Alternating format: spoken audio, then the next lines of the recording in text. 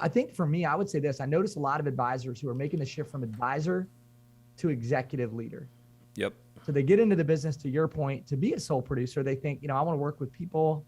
I want to sell. I want to build relationships. And then the business becomes more complex, right? Growth creates complexity, and then complexity can kill growth. And so for any advisor that really wants to build something special and expand their impact, I think they have to go through that shift of advisor to executive leader. And there's a couple themes that we see in that shift. This is the Business of Advice podcast, where we help good advisors become great business owners. I am excited to welcome Jordan Montgomery to the Business of Advice podcast today. Jordan is a performance coach, keynote speaker who has worked with Fortune 500 companies, professional athletes, and sales leaders. He's got an incredible podcast called Montgomery Companies Podcast. You should go follow that one for sure. He's had some incredible people on there. Jordan has also managed sales teams in the financial services industry, which is where we're going to spend some time today, and is also a proud Iowa Hawkeye. We've talked a lot of football and basketball, but Jordan, it's good to see you again. Welcome to the Business of Advice podcast. Cody, thanks for having me, man. You're such a dynamic leader of people. Love the way that you wear your faith on your sleeve, continue to focus on others. And Pat Lencioni said this the other day. He said, it drives me nuts when people say servant leadership, because it insinuates that there's some other way to do it. And when I think about you, man, you're a leader that serves. And those are the folks that we want to learn from and spend time with. So yeah, well, I appreciate that. Yeah, I literally, ironically, was listening to your Pat Lencioni podcast this morning. So I heard him say that exact same thing. And I'm not going to start you out the way you started him out, asking, something we don't know about you. But tell people a little bit about yourself, though. Just Iowa Hawkeye, financial services, performance coach, keynote speaker, maybe just a little bit of your journey to give people some background perspectives as we jump in. Yeah, man, I'm a small town Iowa kid. So I grew up in a one stoplight, don't blink kind of town in Southeast Iowa. It's actually the largest Amish community west of the Mississippi. So Kelowna, Iowa, 2,500 people. And then I went to the University of Iowa, but I was a son of a blue collar construction worker and a school teacher. And I knew from a young age, Cody, that I wanted to be like my dad. And here's why. My dad was at every one of my sporting events, at every one of my games, all of my activities. He never missed anything. And so I knew from a young age, my dad controlled his own time. And I found that really attractive. And I remember thinking from a really young age, I want to be like my dad. I want to be there for my family. I want to be present with my kids and my wife. And so I went to college almost like a social experiment. And I was thinking, I'll have some fun. I'll meet some people. But then when I get out, I want to be like my dad. And I just want to own my own business. And it didn't need to be fancy. I just wanted to control my own destiny and have autonomy with my time. But I realized real quick, I didn't have any money and I had no knowledge. And so I found the financial services industry because it allowed me to be in business for myself, but not by myself. Yep. And I didn't have to invest any capital. So I had the support, I had the structure. I think it's such a wonderful industry for young people who have an entrepreneurial spirit to be a part of. And man, away I went. I built a clientele pretty quickly. Inside of a larger firm. And then when I was 25 years old, I became a managing director inside that firm. So I was involved in recruiting and developing, built a culture. We had about 50 advisors in our local office, which is a small fraction of the work that you're doing today, Cody. But man, I was really young. And here's what I'd say about my journey, Cody. When I was young, I was very much underdeveloped and overexposed. So I had a lot of responsibility that my character really couldn't handle. Like I had influence that my character wasn't keeping up with. And so, man, when I was 27, I had a fall from grace, got fired by my managing partner. He said, you haven't done anything malicious or intentional, but you've been careless and casual. And when you're casual, you create casualties. And so, man, when I was 27 years old, I got let go from that opportunity. And it was a more public thing. It was a Fortune 100 company. And I had spent so much time developing and speaking and leading inside that company in different locations and offices that they sent a company-wide email. So for a young 27-year-old man, it found all of his identity in his achievement and his success. It just really rocked me from the inside out. I got rehired by the same firm. The home office took me back in and they said, hey, we're going to kind of help you get back on your feet. There was a staff member of mine who took a test. They said, that can't happen. It was an internal CE, but could have been a slap on the wrist. My managing partner gave me the greatest gift, which was the gift of high expectations. Said, if you're going to come back here, you have to have a higher standard. So he eventually let me back in the door. We repaired our relationship, kind of a beautiful story of grace and redemption. And in that season, Cody, I remember thinking, I want to lead, I want to speak and influence, but I don't think I'm going to be a managing partner. I had met this gal from Iowa. She had 2 kids from a previous marriage. Those 2 children, their names are Audrey and Claire. And those 2 young gals are my daughters today. So Audrey's 11, Claire's 8. I met them when they were 5 and 3. And I just think about the work that God did in my life in that season. I was in a valley season for basically 2 years, rebuilding my business. And I just think sometimes God does his best work in the valley. And I had to go through kind of a valley season. So there's a lot of details there. But the reality is, man, God just worked on my heart. Opened this coaching business as kind of an OBA. I thought I'd coach a handful of people. God blessed it, opened doors. And because of God's grace, man, we get to do a lot of work in the world of sports, work with a lot of leaders, salespeople. I do a lot of keynote speaking, consulting, and coaching. And right now we have 16 coaching partners. My wife and I run the business together. And the joke is like, she runs the business, I run my mouth. And it seems to work out. So anyway, Montgomery Companies is the name of our business. We live in Tiffin, Iowa. We have 3 young children and a baby on the way. And that's kind of our short story in 4 minutes or less. Yeah, it's cool, man. It's a great story. There's so many lessons there. One, God's the same God's with us in the valleys. It's on the mountaintops too, and just keeping that perspective is great. I think your background. One of the things I was excited about was with your background in financial services. A lot of the people we have on have no background in it at all, but still great thought leaders that we're able to pull so much out of. But I'm excited to talk to you, a little bit more specific about that. And one of the things that I want to talk about, because you do work with a lot of sales leaders, is just that role of managing sales teams. And what we're seeing right now is our advisors, when they come here, they start growing like crazy. A lot of times, most of the time, I would say when they come to Advisors Excel, they tend to be the sole producer in the office, right? They're the ones seeing everyone, but they see this vision of how they can create more money and more freedom and have more fun by building the team out around them. But that's a big change, right? To go from you're the advisor, you're the one generating all the revenue, to now you have to lead other advisors, lead or manage, develop other advisors. Is there a shift that you see people make when they transition from that role of like advisor to now leading other advisors, or things that allow them to be successful in doing that? There is a shift. And before I respond to the question, I just want to give you a shout out and say, man, the work that you all have done to scale and grow and help people through that shift is so impressive. So I can respond to the question, but man, I think you guys have lived it and you've walked it out. And I'm just so impressed by how you're doing that. I think for me, I would say this: I notice a lot of advisors who are making the shift from advisor to executive leader. Yep. So they get into the business, to your point, to be a sole producer. They think, I want to work with people. I want to sell. I want to build relationships. And then the business becomes more complex, right? Growth creates complexity, and then complexity can kill growth.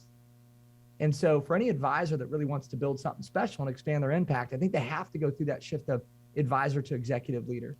And there's a couple themes that we see in that shift. One is a theme of control. I think most advisors who are successful have control issues. Particular. That's a nice way of putting it.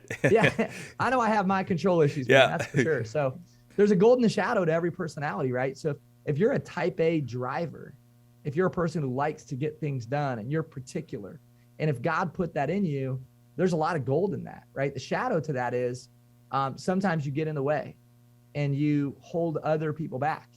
And so we would say this: we don't find the right people, we develop the right people. And I think there's a lot of advisors who obsess over strategies. I think the best advisors obsess over developing people. And that's what you've done. I look at your organization, it's just very clear that Advisors Excel has spent time developing people. And so if you're a young advisor and you're listening to this, or you're an early stage advisor listening to this, I'd say just obsess over developing people. Mm-hmm. Get really involved in the world of leadership development. And then I'd say there's 2 things that are key. One is being really clear with your people. Number 2 is building trust with your people. I think when we're clear, people can respond to us well. Dave Ramsey says it like this: to be clear is to be kind. And I tend to agree with that. I think a lot of times as leaders, we're not clear, and we can spend some time on communication, but the average person needs to hear something 7 or 8 times before it sticks. Craig Rochelle says, just because you said it doesn't mean that they heard it, believe it, or will do it. So I think as leaders, we have to stay on repeat in developing our people. We have to be crystal clear. I think about the Great Commission, in the book of Matthew, Jesus talks to the 12 disciples, right? And he's really clear about what he wants them to do. He invests in them for 3 years, and then he's crystal clear about what he wants them to do.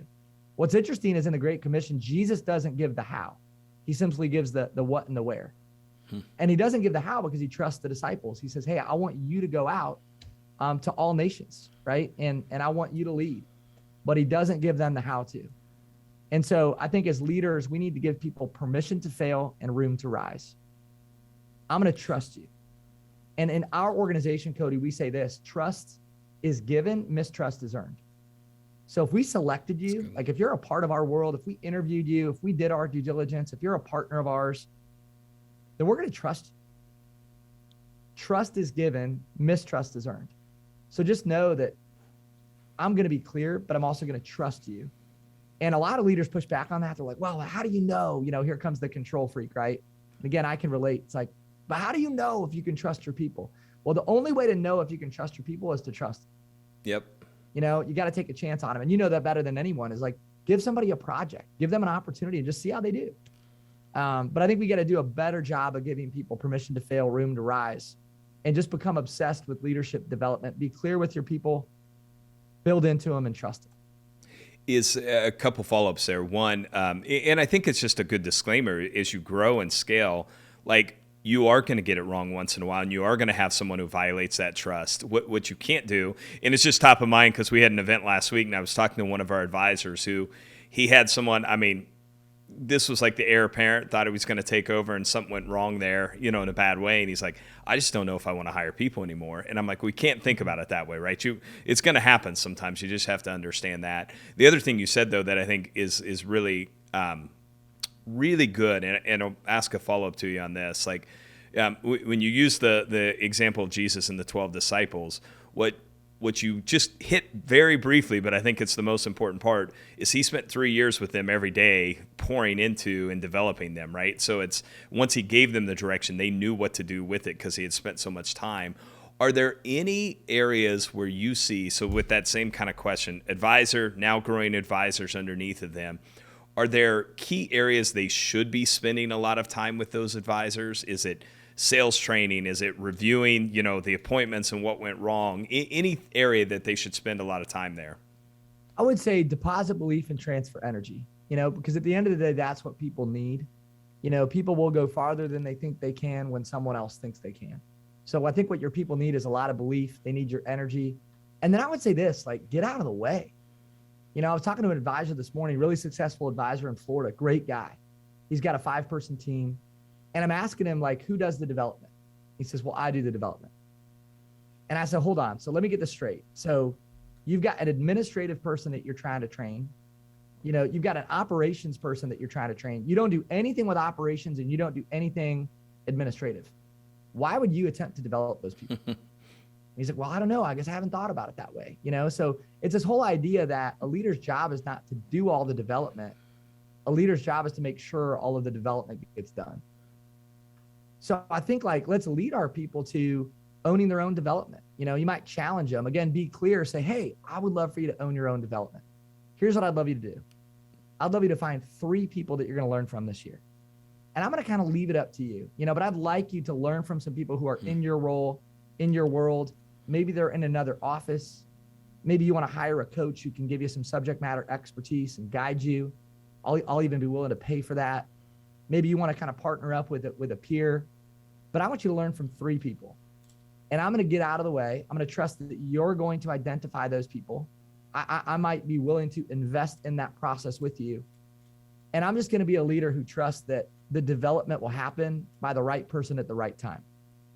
But I'm going to get out of the way. I think a lot of leaders are too involved in the development of their people in terms of the intricacies of the work. I think where people need your help is the vision, belief, transferring energy. They need to know that you're behind them. But man, I'm guilty, Cody. Like, I've just been way too involved in trying to teach things that candidly I don't know anything about. Yeah. And I screw it up, and it's just bad for everybody. So I guess I would throw that back to you, man, because you've done this work at such a high level. Anything that you would add to that in your own experience?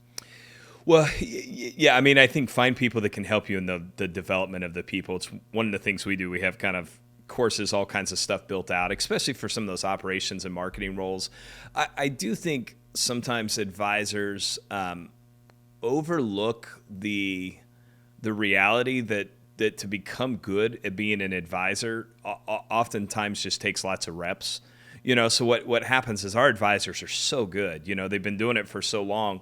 They hire someone and they get frustrated that person's not as good as they are. But the reality is, I think it was Malcolm Gladwell talked about the 10,000 hours. They put in a lot of reps. So I think sometimes just understanding that it's going to take them a while, but you've got to get the reps in.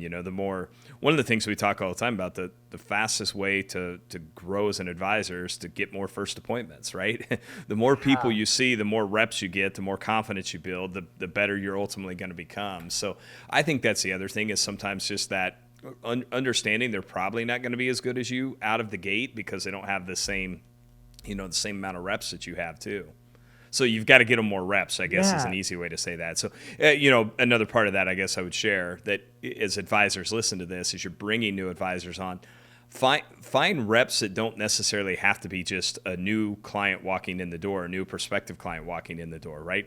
Have them start taking some of your annual reviews so they get used to sitting down with people and discussing their finances. Have them call out to past, people that you missed on, or you just find different ways to get them some reps where they get comfortable talking to people, and that goes a long way too.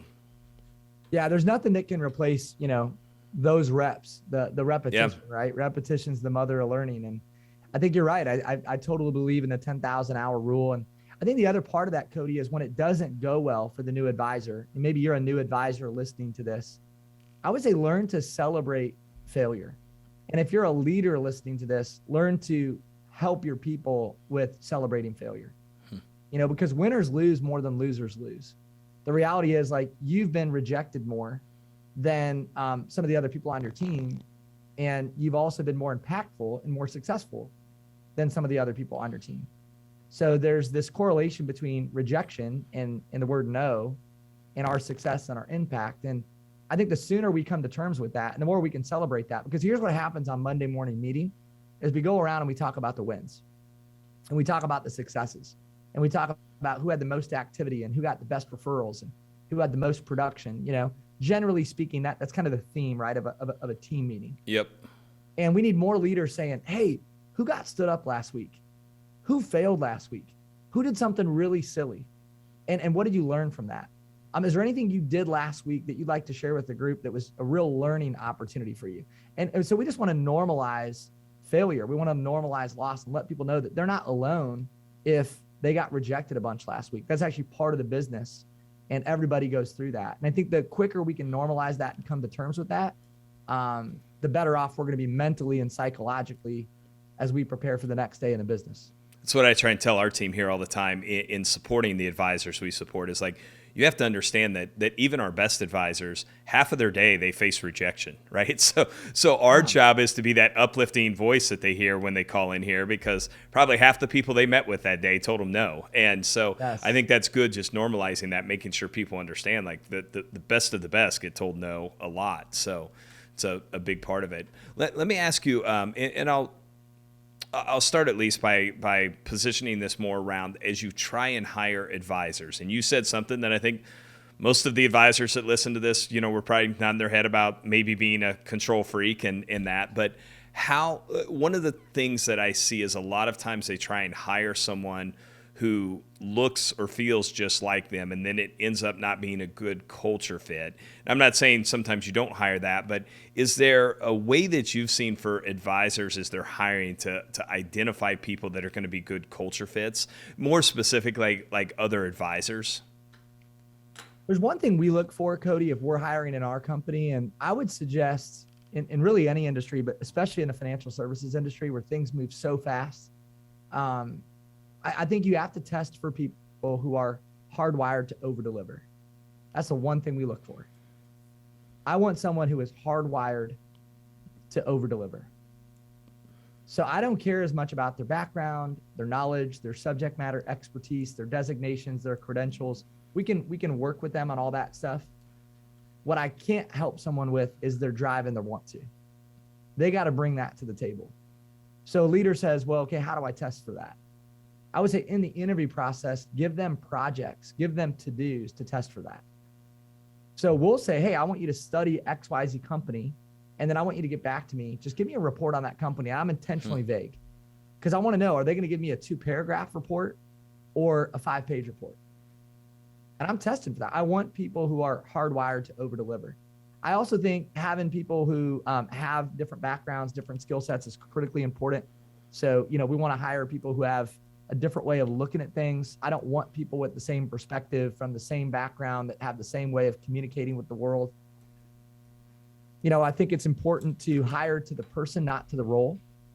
We would prioritize contribution over contract. We get so caught up, I think, in the contract, right? Like I need to hire a COO. Yep. I need to hire a lead advisor. I need to hire an administrative person. Well, just go hire a good person. And then you can put them in a role, but that role is going to change anyway. If you hire a good person, that role is probably going to change 7 times over, over the course of their career. So I'll give Pat Lencioni a shout out. He talks about hiring somebody who's hungry, humble, and smart. And we've sort of used that as a framework when we hire Cody. I want somebody who's hungry. How do we know that? We give them a project. They're hardwired to over-deliver.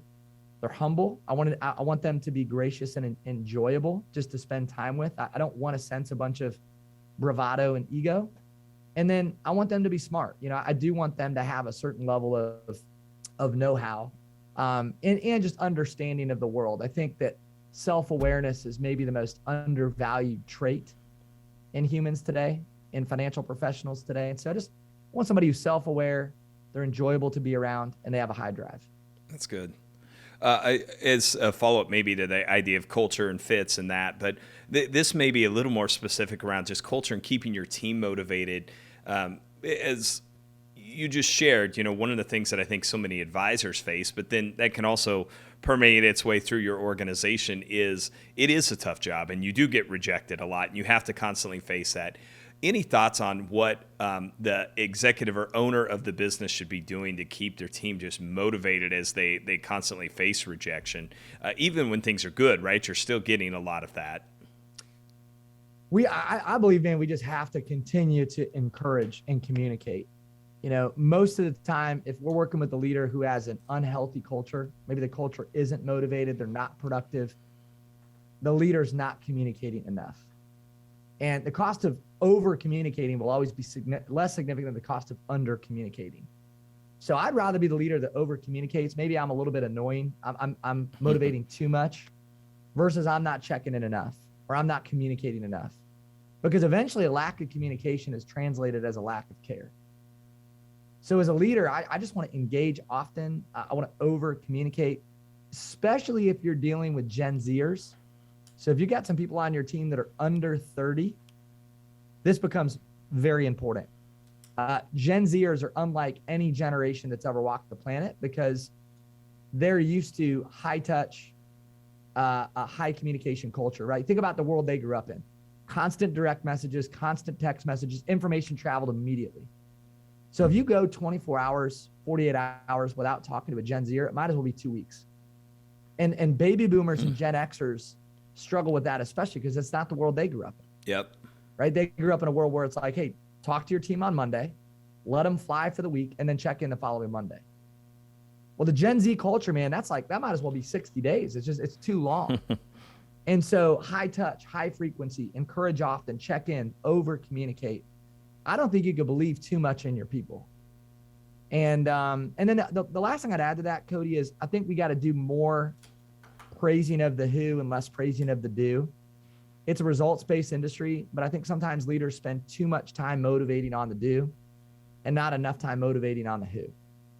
So, the leader will walk into a sales meeting and say, man, Cody, you crushed it last week. Great activity. You had a big case, took on a big client, man, proud of you, got a designation, whatever it is. And we tend to put a lot of emphasis on that, which is good in a sense, right? We need to do that. It's a results-based business. But what we miss is, hey, Cody, I want to just pull you aside, man, to tell you what I see in you. Like, man, I see some real abilities. I see some real potential. Like, you have the gift of intuition. You can read people and see things in people that most people can't see. Or you have the gift of humor. You light people up, you make them laugh. You have the gift of curiosity. I think you have the gift of enthusiasm, whatever it is. Like, I think as leaders, we need to build into people that way and empower people, not based on what they do, but based on who they are. And I think we do that, people are more likely to stay. Yeah, for sure. I think one other thing, and people who've listened to this podcast have probably heard me share this 20 times over the series of podcasts, but I always say that I think being a financial advisor is one of the most noble professions when done right. You're sitting there, and I've watched it with our advisors. I've been with them when they've taken phone calls where like their client's spouse passes away, or they get a cancer diagnosis, or they're able to retire, from a job they've worked for 35 years. So the other thing we talk about all the time is just make sure you're constantly communicating the who of the people that you're helping, right? And I tell our advisors, like, you have such great stories that you could be sharing with your team on a daily basis. One of the things I wrote down is just what you said: higher touch, higher frequency. Man, every day you help someone do something pretty special, right? Making sure that you're just, even if it's shorter, that you're reminding the people of why you're doing what you're doing. So we were talking about some of the generational things, and I know you spend a fair amount of time on this. So I know you hit kind of that Gen Z. Any other, just as our advisors, as leaders are working across now these multiple generations, just how you lead some of those different generations and just things everyone has to be aware of in the workforce. This is obviously becoming a big topic now. So there's a buzz about the participation trophy kids. I think Gen Z sometimes gets labeled that way. Like, well, they just grew up in this participation trophy era and they all want to be appreciated and they all want pats on the back. I don't know if I really need to do that as a millennial or as a Gen Xer, right? I think Gen Xers get tired of that, right? It's like, well, nobody did that for me, But I think if we're really going to seek first to understand, then we need to think about, like, what makes their world go round? What has been their experience? Spend time with a 25-year-old and ask, what lights you up? What gets you excited? What would keep you at a firm or at a place of business? And I'll share with you, there was a study conducted, Harvard Business Review dug in with 4,000 recent college graduates, all of whom quit their job within 12 months of graduating from college. And they surveyed these 4,000 young people, age 22, 23. They all took a job and they quit within 12 months. And they asked them why they quit. Was it lack of culture, lack of pay, lack of upward mobility? Like, what was it? And 79% of the 4,000 young people interviewed said it was a lack of appreciation. That's why they quit. In other words, they wanted to be encouraged. They didn't feel seen, they didn't feel known, and they didn't feel appreciated. And if that's not a message, a loud and strong message being sent to millennials, Gen Xers, baby boomers about how to interact with Gen Z, then I don't know what is. And again, somebody might say, that seems like I got to handle them with kid gloves and constant pat on the backs. What I'd say to that person is, hey, look, it's not about you. Your job is to seek first to understand. And they are different than you are. Actually, they are the most different generation that's ever walked planet Earth. And there's a great book from Jason Dorsey called Zeconomy. Yeah. Maybe you've dug into that, Cody. Yeah, we've had Jason speak before. He's incredible. He's awesome. Yeah. He's so good. And I love what Jason says about getting to know that generation, digging in and figuring out what makes their world go round. Well, anything you'd add to that?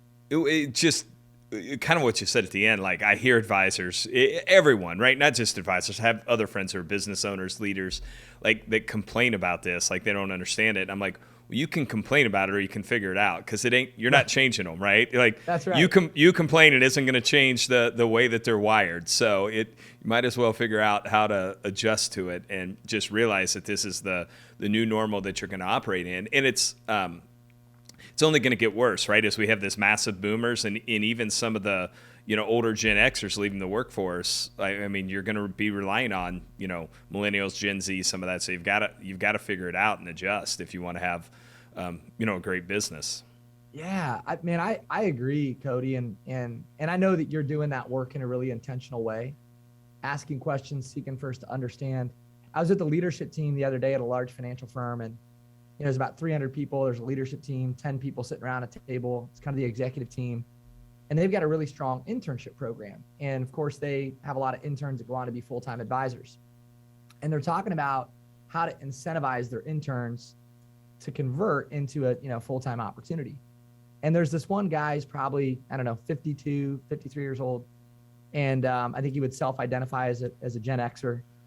And he's like, here's what we got to do. And he's kind of pushing back with the rest of the group. He's like, I just don't agree. Here's what we got to do. We got to set standards. And we tell them, this is what you got to do if you want to be one of us. You do this or you're out. And he was just really firm in his thinking. And he had these really deep-rooted philosophies. And so I just asked him, I'll call him John. I said, John, when's the last time you spent time with a 22-year-old? Like meaningful time. And he's like, I see him all the time. And I said, no, that's not what I asked. When's the last time you really dug in with them and asked them what motivates them, what they care about, how they see the world, what gets them excited? And he's like, yeah, I guess I haven't done that really ever. And I said, well, man, you should do that. Get to know those people. Seek first to understand, ask some questions. And I bet you'll be surprised about what you'll learn in that generation. So we could have a long conversation about generational differences. Yep. I think that's fascinating. I think that conversation needs to be happening more often, Cody. And again, credit to you, man, because clearly you've cracked that code. You got a lot of young people that are doing big things. So it's working for you all. I would say, obviously, you coach and work with a lot of people who have some of these generational gaps. Even here, I think our youngest employee is 19, and our oldest is, I think, Bill is 82 or 83 now. So you think about that. That's 65, almost 70-year gap there. I think COVID maybe accelerated some of this also, right? You have some people who want to be back in the office, some that don't want to. Are there any divides that you're seeing right now in some of the businesses that you're working with that we need to be aware of as leaders and business owners? I think self-awareness is at a premium, I think we all have some pretty strong feelings, whether it's our political beliefs on COVID. There's a zillion things that we could chop up and talk about, right? Racial injustice. There's just been so many issues lately that we could really spend time on. And here's a great question for leaders to ask is, what is it like to be on the other side of me? What is it like to be on the other side of me? John Maxwell wrote a new book called The Self-Aware Leader. And in John's book, he said, the first lesson I've learned in coaching people is that people have a very difficult time seeing themselves realistically and a very easy time seeing everybody else. And I think about that in my own life, Cody, that's true.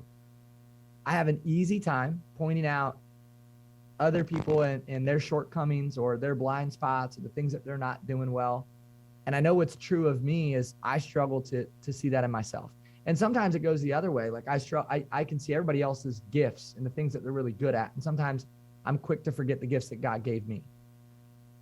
So I think in a world that's full of conflict and can be a little bit harsh, let's be slow to speak. Let's be quick to listen. Let's do more work than ever before on self-awareness, which I think requires intentionality, coaching, tools, assessments, feedback. I think as leaders, we really have to dig in there if we want to lead well in today's America. Anything you would? Yeah, I just think, I think there's the component of trying to understand where people come from. It's now become we've talked about this before, so polarized, right? That it's not just someone has a different opinion, it's that they're now evil or they're wrong. And I say all the time, if you had the same life experiences that those people have, you might have a very different perspective too. So just trying to keep that perspective of people have a lot of people have very different life experience than I have. So I have certain opinions based on what I've experienced in life. They have certain opinions based on what they've experienced in life. Usually I find if you sit down and talk to someone, you get along with them pretty well. And so I think as a leader, being able to do that more, right? Not jump to a conclusion, but get to understand the person, it will make a big difference also. Yeah. And let's ask more questions. Let's learn from people who are brand new to the team. Yeah. Like the new intern or the new, director of first impressions. Let's spend time with them and say hey, what do you see that I don't see? What do you experience in our culture that I don't experience? You have a different perspective. You sit in a different place, and different is valuable. And so I want you to know that in this organization, you have a voice, your perspective is valuable, and I want to learn from you. I coach at a CEO right now of a large firm, Cody, and in our coaching conversations, I was observing him. Part of discovery is observation. And I noticed he would continue to say this to his new people. He'd say, I can't wait to learn from you, or I'm excited to learn from you. And he meant it. I think he really believes that he stands to benefit and to learn from any situation and from any person. But the other thing that he was communicating to these people is, you have a voice. Your perspective is valuable. You matter. I see you and you matter. And to me, that it was really refreshing, to watch a leader position himself in a way that he could learn from everybody in the organization. More leaders need to be learning from those types of people who have a different perspective. So I don't want to shift focus too much. Obviously, we've talked a lot about the coaching work that you do with leaders and business owners, but you also work with some collegiate teams. What drew you into those? Tend to be very different, right? You have the leadership components that are the same, but you're working with some people who are working with all kinds of people. Then these working with student athletes. What drew you into that? Yeah, I think the work just happened organically, through relationship. I think a lot like most businesses, right? Like you get introduced and you get connected, and then before you know it, you wake up in a world that looks a little different. So I've just been fortunate to be around some good people who've made connections and introductions. Our world really started in financial services, and then it sort of expanded to some other industries, and then eventually moved into the world of sports. And now we work with people, I think, in 22 different industries. And so at the core of our work is leadership development and organizational health. And what we found is the work we do with athletes is not that different than the work we do with financial advisors. It's communication, self-awareness, mindset, building trust. It's that type of stuff. Now, the way that shows up or plays out is different, right? Like some of the tools that we use are a bit different, but for athletes, here's one thing that athletes really struggle with, and we're really pressing into this right now, is there's so much emphasis on what the athlete does that identity gets skewed very quickly. People fall in love with the athlete because of what they do. I'm working with a Pro Bowler right now, and people have just fallen in love with this guy because of what he does. And the reality is, he's toward the end of his career. He's going to hang it up, and he's played football for almost his entire life. And in a couple of years, he will no longer be a football player. That will no longer be a part of his identity. So we're working on that right now. And we got to work on it before he retires, right? Because there's some things we got to dig into. Now, to this guy's credit, he's really humble. He's strong in his faith. We think he's going to transition well. But there's so many athletes that are not transitioning well, whether it's from one season to the next or from the sport they play to the game of life. And so that'd just be one area where I think we spend more time with athletes. But I'd also say for any salesperson, business leader, if you're having any level of success, we do need to press into this idea of identity and where you're finding, your joy, your peace, and your contentment. Because success can be a really dangerous game for somebody who's not prepared to play it. So completely off, very on topic of what you just said. It wasn't something I was going to ask you about. But I do want to ask you for some advice on this idea of as people transition, because what we're having right now, in fact, I just helped one of our advisors, been with us for 13, 14 years, been in this industry for 35 years, just sold his practice to his two junior advisors that were working with him. And I've been helping them get this deal done. And what I told them early on is like, you have to realize that Jack's entire identity has been wrapped up in this business. So it's going to be more emotional than it is financial. But I think I'm seeing more advisors, right? As we know, it's been an aging industry to some degree. We've got a lot more younger people starting to come in, it feels like. But any just words of wisdom as people do start to make that transition to where so much of their, you use the Pro Bowler example, right? Of so much of their, not just their identity, their contribution, their significance, everything in their life has been tied up in that. How do they make a successful transition? First thing we got to look at is, what does the scripture say about you? What does God say about you? And I'm a person of faith. And so, if I'm working with a person who maybe isn't a person of faith, I'm probably not going to start there, or I might be a little softer there, Yeah. right? So know your audience. But if I'm working with a person who is a person of faith, that's the first place we're going to go. And we're just going to talk about, hey, what does God say about you? Because I believe that's where true identity comes from. I believe I'm a child of God, and the people I work with are created in God's image. So we're going to address that part first. Then we're going to talk about the people that know them the best, the people that love them the most. What do those people say about them? And we actually walk them through some exercises. This is a great discovery exercise. So if you're interviewing candidates, maybe you're hiring financial professionals, or maybe you hire other types of professionals, or maybe you have a business like mine and you're just trying to get to know your people in a different way. Okay, what you do is you send 5 questions to 2 people that knows your client or your candidate well. So you'd say, hey, look, I want to send 5 questions to 2 people who know you well. One person who knows you really well personally, and one person who knows you really well professionally. And these are sort of basic questions about, strengths, gifts, opportunities. The final question is more of a statement. It's, hey, I want you to describe what your relationship with this person means to you. And we send the questions out. And it usually goes to like a spouse, a best friend on the personal side. On the professional side, it typically goes to a colleague, a mentor, teammate. And we're really clear that we're going to share these responses with our client. And when I say share, I don't email those responses. I get on a call and I'm in the moment with that person, sharing with them what their spouse said about who they are. And Cody, it is like the most beautiful. I very seldom do I ever get through that exercise without becoming emotional. Yeah. It's not even about me. Like, it's the craziest thing. Like, it's not about me, but I just, there's something really special when you get to tell somebody who they are through the eyes of people that know them the best. And that's a major step in identity, right? So it's first, what does God say about you? Who does God say you are? And then the people closest to you, what do they say about you? Mark Batterson said, I want to be respected most by people who know me the best.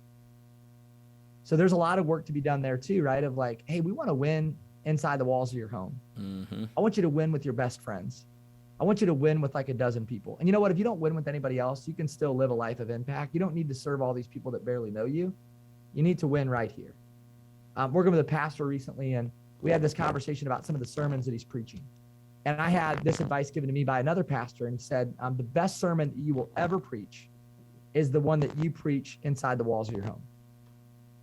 And those are all things that we think about, talk about, teach on, coach through, on this idea of identity. And man, I think we got to be really clear on our values. I think in this world of goal setting, vision, chasing success, I think sometimes if your values aren't clear, but your goals are clear, your goals can take you to a place you never intended to go.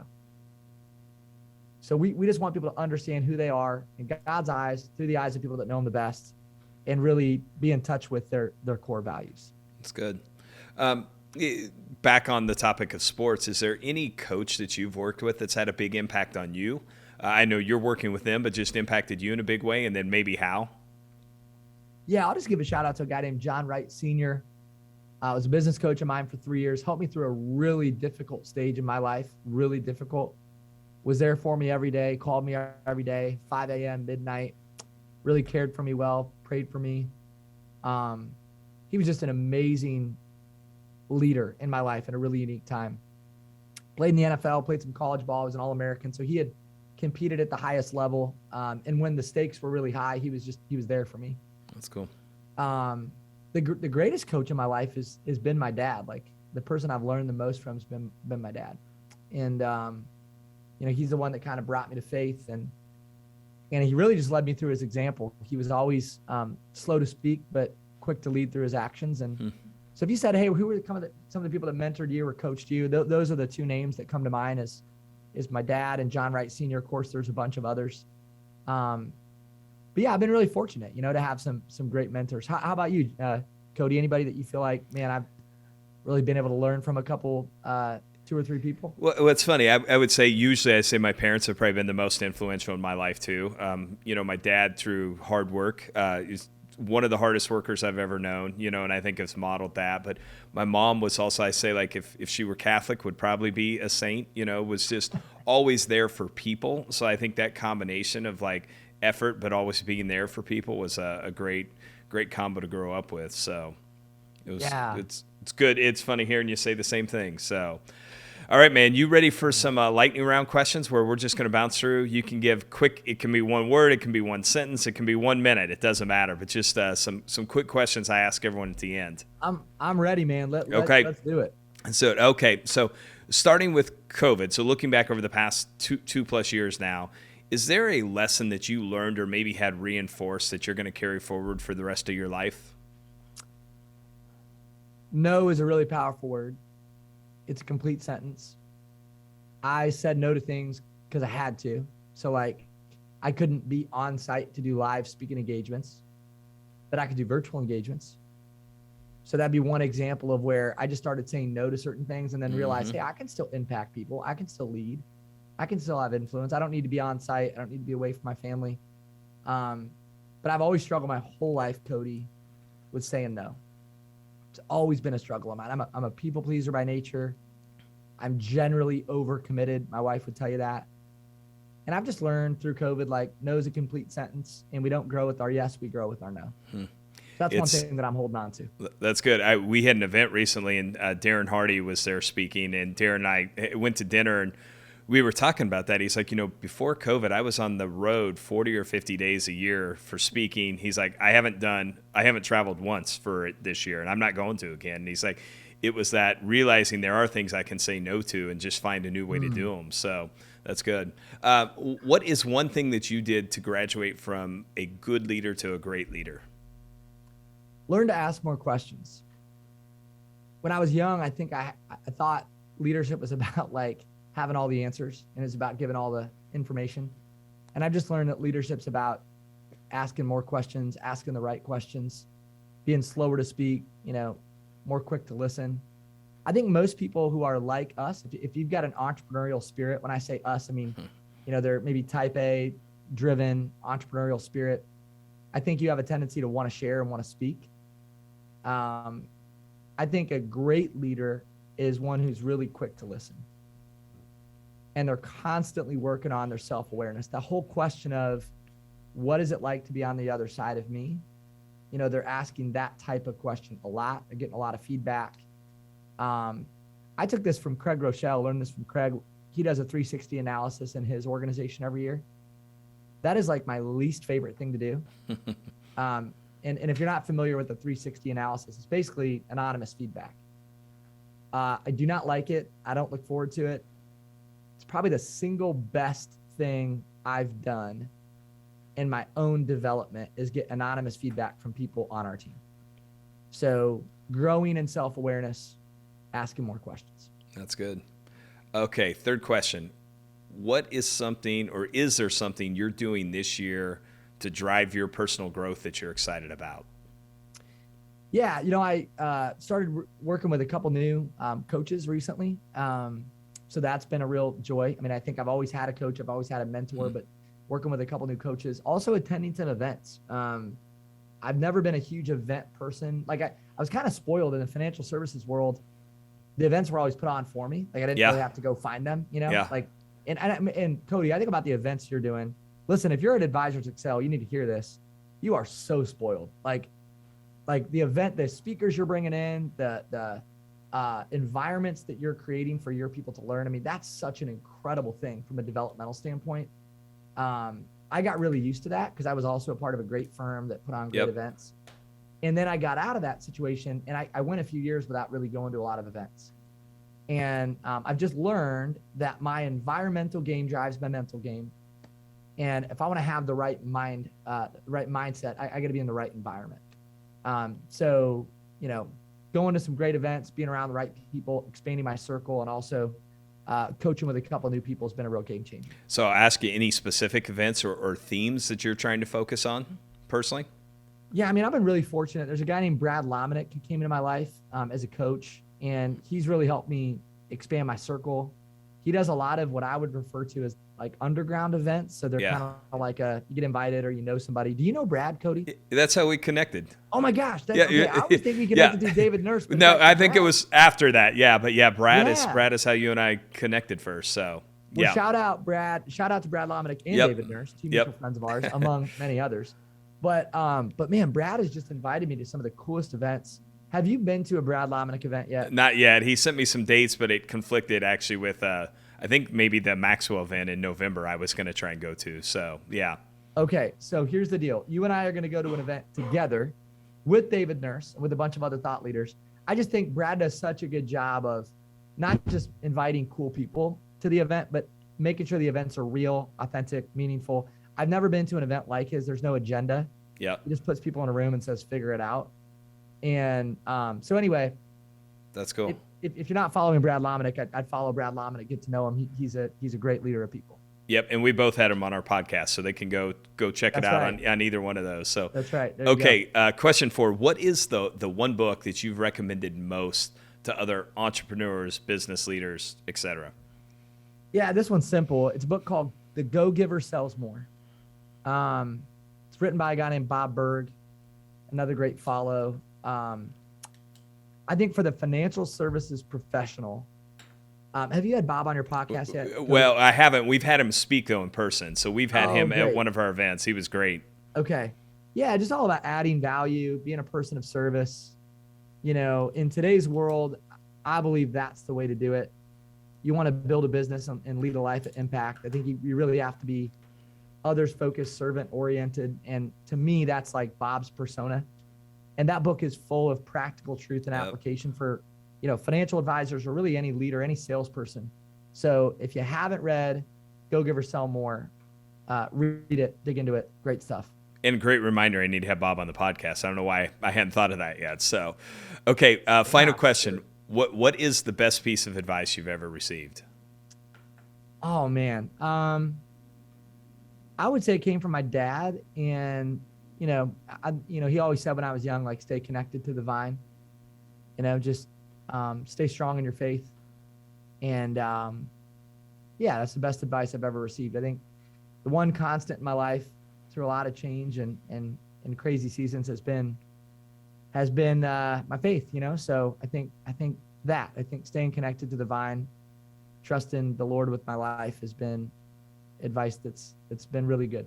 It's good advice. So, Jordan, my friend, it's been a pleasure to have you on the show today. Help everyone who listens understand just ways that they can keep up to date with what you're doing, you and Montgomery Companies. What's the best way for them to connect with you?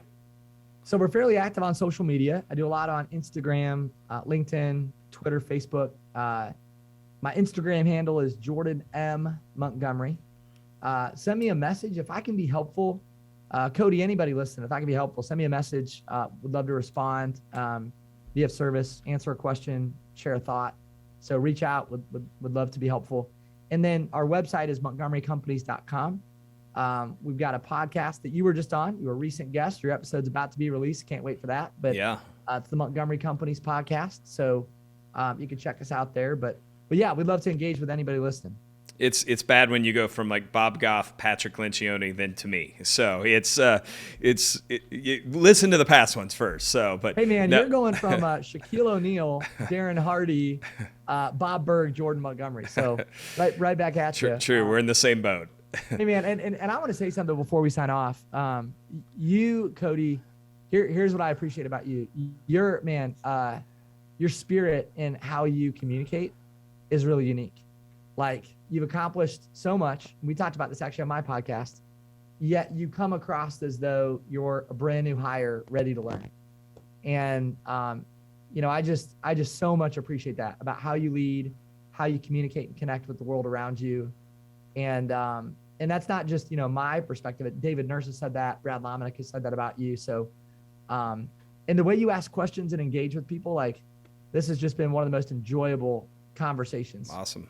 So just, man, so much appreciate your willingness to have me on the podcast and share a conversation. Thank you, man. I appreciate that. So I hope everyone who listens enjoyed this episode. I would ask you share it with others that you think will benefit from it also. We appreciate all the feedback you give, and we'll continue to work to bring you great thought leaders like Jordan to the podcast. So I say this all the time, but there's a lot of people counting on all of us to be great, so let's not go let them down. So Jordan, again, my friend, I appreciate it. God bless you, man. Thanks for having me, Cody. Be well.